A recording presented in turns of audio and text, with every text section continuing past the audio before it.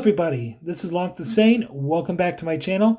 And today's episode is being brought to you by science.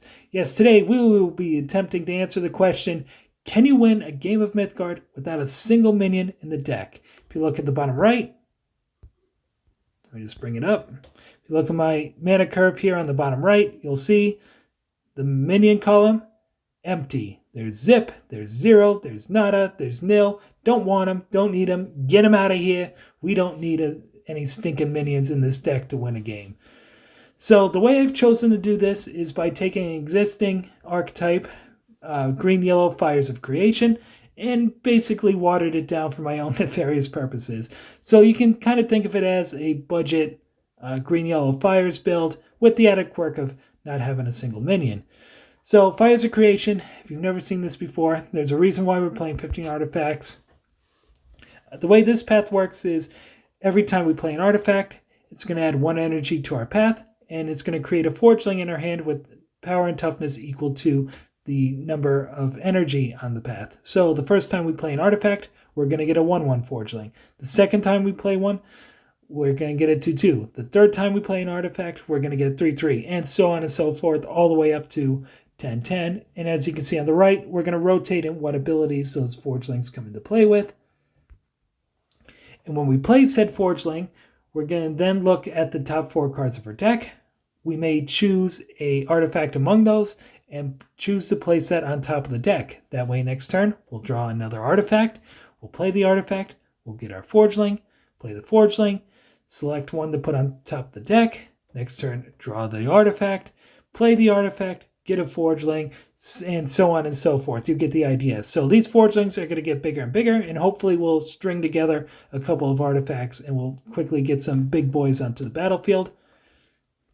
The other way, we're going to get some minions to beat down our opponent because unfortunately there's no way to really do it without any minions whatsoever. I'd like to see somebody try that deck if one exists, but the other way we're going to get some big boys out there is through Holocan Assembly Line. This is going to gain a little energy every turn. It's also going to gain even more energy every time we play an artifact. And hey, we're a Fires of Creation deck, so we got plenty of artifacts to play out to gain a bunch of energy.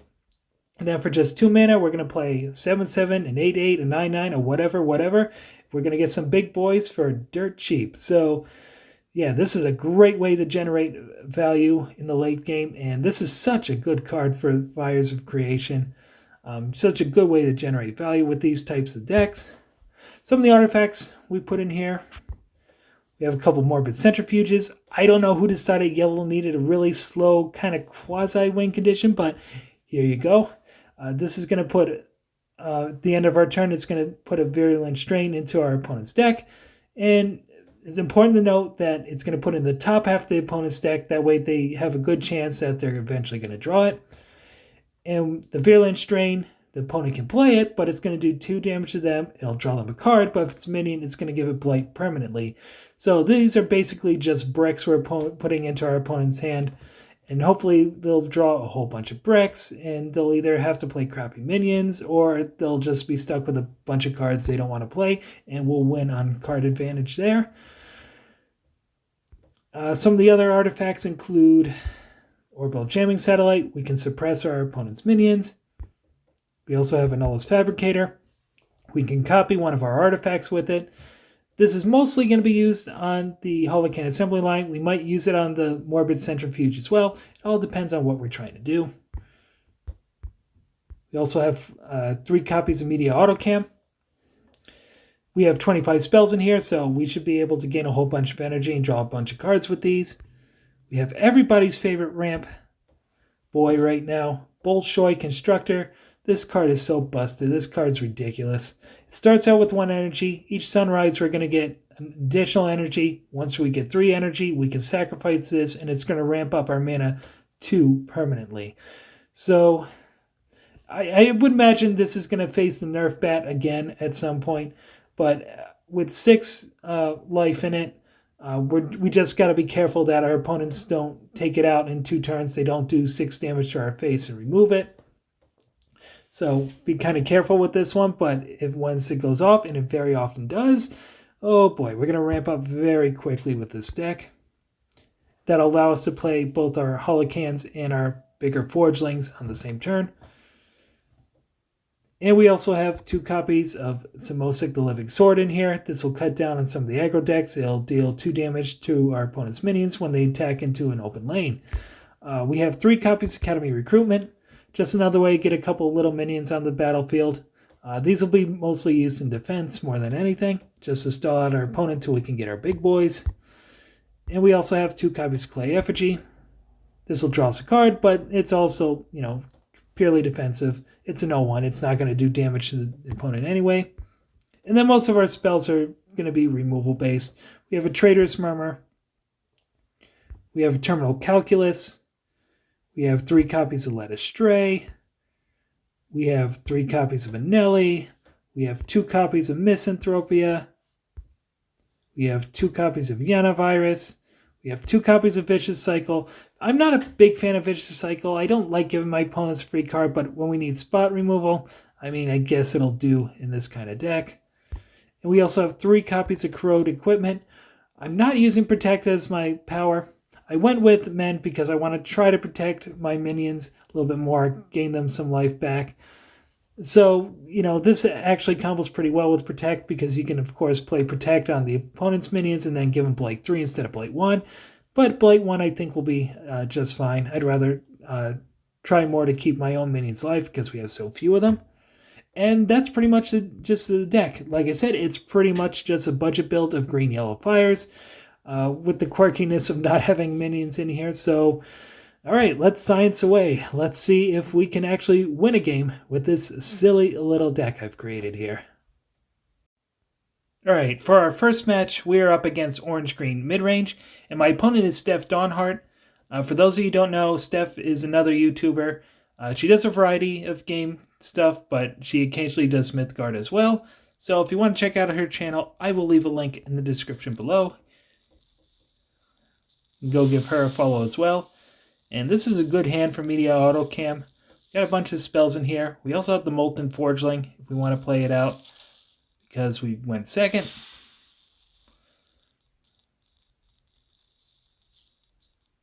Right, Trickster. That means I'm probably not playing out the Molten Forgeling. It's just going to shrink it down. And Steph in this one is going to be the beatdown. I'm going to be the control deck, so no need to force it at this point. I also have the Clay Effigy I can drop in front of the Trickster to stall it for a turn, save myself a few points of damage. And the Effigy does its job. There's War Documentarian. I really don't want my opponent to be able to bring back spells, so I'd like to get rid of that. So the Led Astray comes out.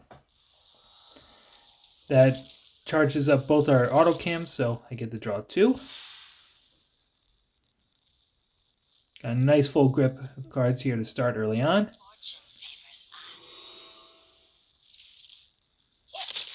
Get hit with the Trickster. Time to start clearing out this board a little bit, so we'll put Corrode, play Yavavirus, start shrinking those down. I'll put my Tempered Forgeling in front of the parried gates. If the parry wants to attack into it, fine. But, I kind of expected it to just go around. That's alright. And that is the White Tower Warden. So every time she burns a card, she's going to be drawing one. So let's put a couple of Academy Recruits in front of it. That way it can't get through. So we'll use those defensively to stall her out. So far we're doing alright. There's our Molten Forgeling. Because bye-bye Trickster. And there's a Ready for Anything, so she's going to boost up the cards in her hands. They're going to come down warded.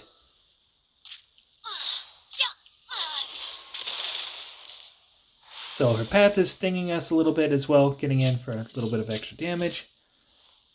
We're doing okay here. We're able to keep up. There's the Bolshoi Constructor. So in a couple turns we should have a ton of mana to play around with. Start getting down our bigger threats.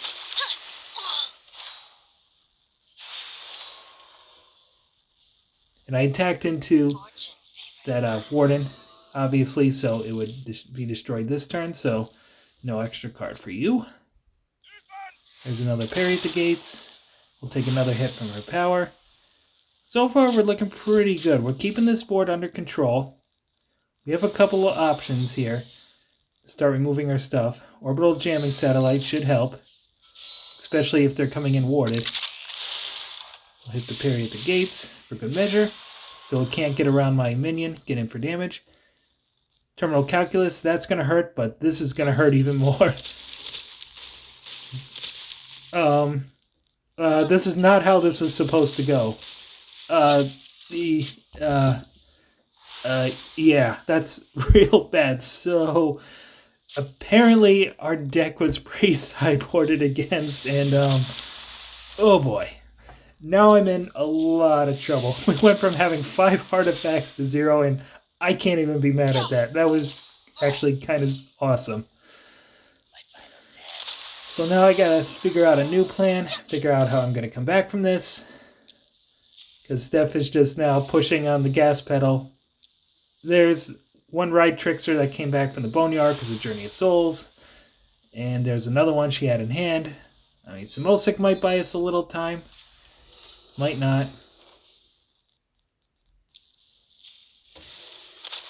But things are not looking good here. She's way, way ahead on board. We're way behind, and yeah, I'm just getting destroyed. So we were doing so beautifully, and then just the turn of complete decimation. Getting hit with terminal calculus, and then having all my artifacts wipe out by the Xerxian Saboteur. A card I was not expecting to go up against.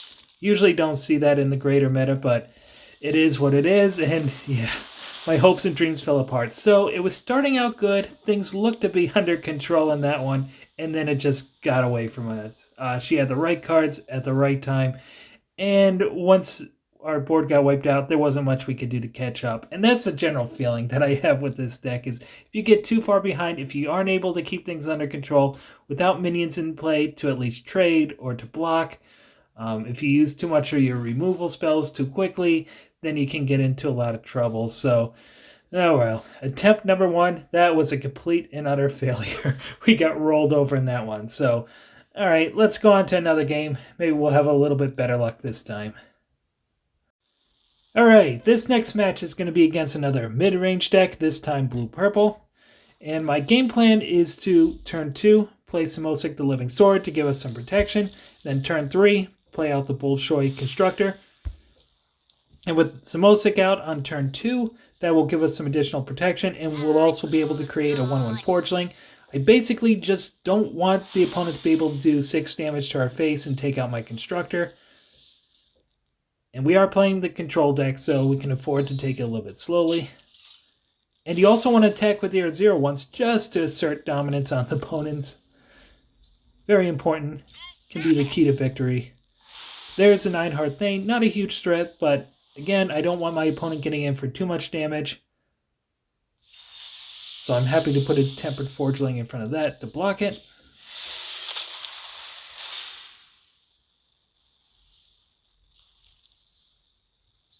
And the opponent's just going to sack the Steam Button to draw a card.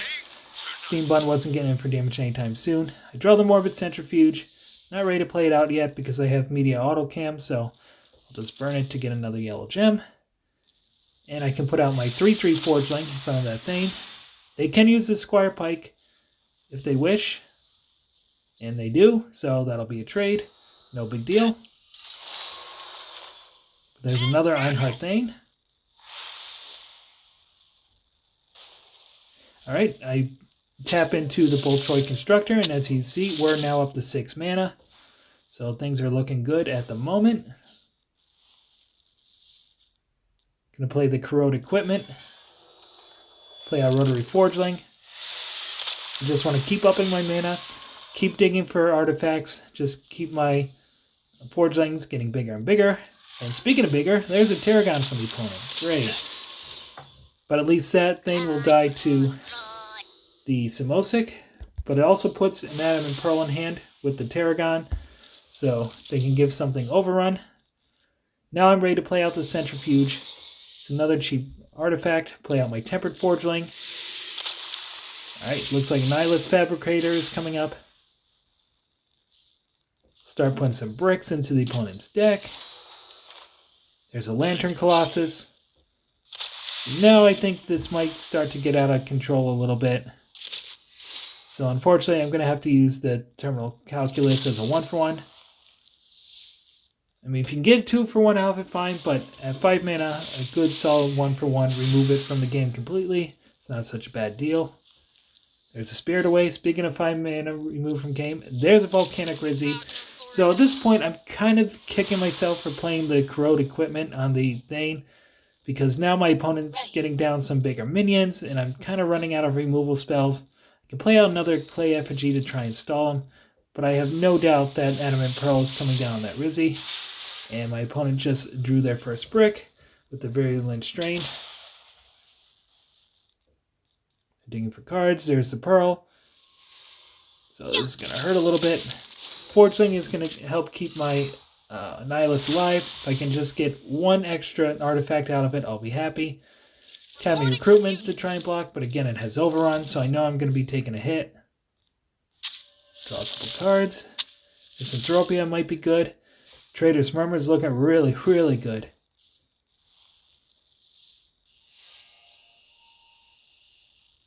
All right, there's another Morbid Centrifuge, which I created with the Fabricator. So now we're putting double the amount of bricks into the opponent's deck.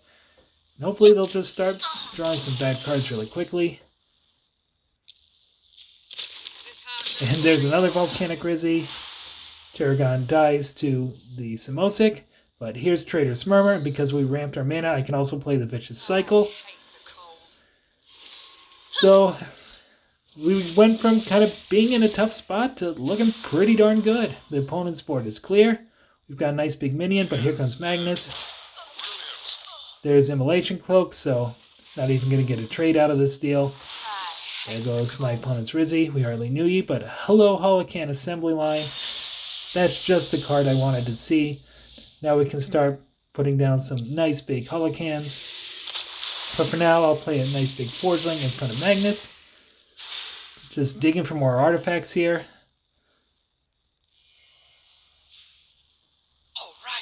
Alright, Junkyard Valhalla is going to come out. Start getting minions back from the bottom of their boneyard. They have a 9-heart thing coming out, so not much of a threat. And I should have healed up my Forgeling there with the heal power. That way I wouldn't have had to trade. But that's okay, because now I can play a Tempered Forgeling, and I can put out a 5/5 Holocan using the assembly line. So this board's starting to look really good. Opponent's got a couple bricks, they've got a couple of items, don't have a lot in the way of minions.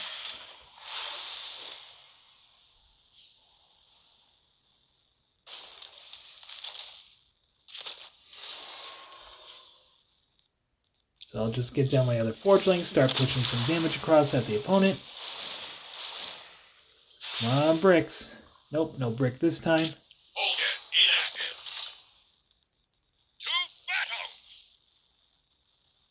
So the opponent's just on the defensive now. As you can see, they're out of like really playable cards in hand. They have a bunch of Virulent Strains, a couple pieces of equipment. But they're kind of running out of answers. And I can see that they only have a card or two, so that's why I'm starting to press a little bit. But Nelly should be able to clear a path, hopefully. They're going to get hit with a Virulent Strain, just digging for something. There's another Strain. I mean, the opponent has a bunch more if they want to dig. If they choose not to. Stratagem 36. Get rid of the Thane. Then I'll bring back a Tarragon. But the opponent's not going to live another turn because a Nelly comes in.